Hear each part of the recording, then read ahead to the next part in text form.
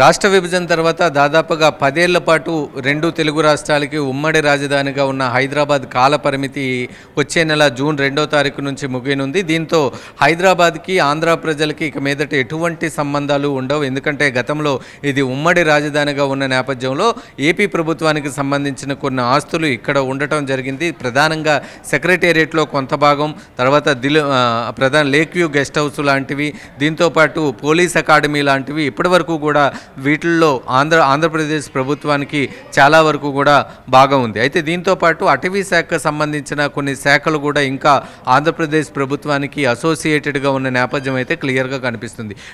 వీటికి సంబంధించి విభజన ప్రక్రియ ఇప్పటి వరకు పూర్తి కాకపోయినప్పటికీ కూడా కేంద్ర ప్రభుత్వం ఏదైతే గతంలో రాష్ట్ర విభజన సమయంలో ఏదైతే డెసిషన్ తీసుకున్నారో, రాష్ట్ర విభజన తర్వాత దాదాపు 10 ఏళ్ల పాటు హైదరాబాద్ అనేది ఉమ్మడి రాజధానిగా ఉంటుందని అప్పట్లో కాంగ్రెస్ ప్రభుత్వం ఏదైతే డెసిషన్ తీసుకుందో దానికి సంబంధించిన కాల పరిమితి వచ్చే నెల 2వ తారీఖుతో ముగియనుంది. దీంతో ఇప్పుడు హైదరాబాద్కి ఏపీ ప్రజలకి ఎటువంటి సంబంధం ఉండదు. ఏపీ రాజధానికి సంబంధించి ఎంతవరకు రచ్చ జరుగుతుందో మనం చూస్తున్నాం. గతంలో చంద్రబాబు నాయుడు ముఖ్యమంత్రిగా ఉన్నప్పుడు అమరావతిని రాజధానిగా ప్రకటించారు. తర్వాత జగన్మోహన్ రెడ్డి ముఖ్యమంత్రి అయిన తర్వాత అమరావతి రాజధాని కాస్త దాదాపుగా 3 రాజధానులు అనే అంశాన్ని తెర మీదకు తీసుకొచ్చారు. ఏదేమైనప్పటికీ కూడా ఇప్పుడు ఏపీ ప్రజలకి రాజధాని ఏది అనే అంశానికి సంబంధించి ఒక పెద్ద క్వశ్చన్ మార్క్గానే ఉందని చెప్పుకోవాలి. ఎందుకంటే ఇప్పటివరకు అధికారికంగా మనం చూసుకుంటే హైదరాబాదే రెండు తెలుగు రాష్ట్రాలకి కూడా రాజధానిగా ఉంది. ఉమ్మడి రాజధానిగా ఆంధ్రప్రదేశ్కు కూడా హైదరాబాదే కొనసాగుతూ వచ్చింది. అయితే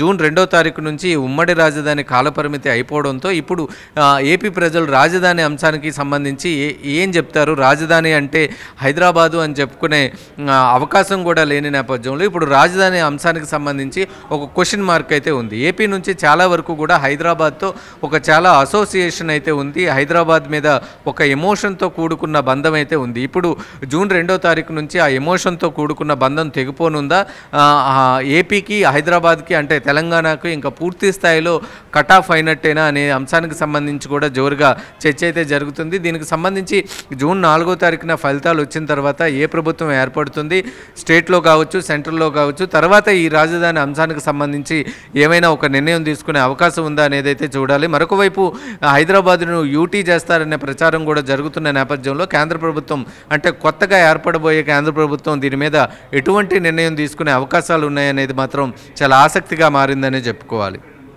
మరిన్ని ట్రెండింగ్ వీడియోల కోసం న్యూస్ 18 తెలుగు ఛానల్ను సబ్స్క్రైబ్ చేసుకోండి.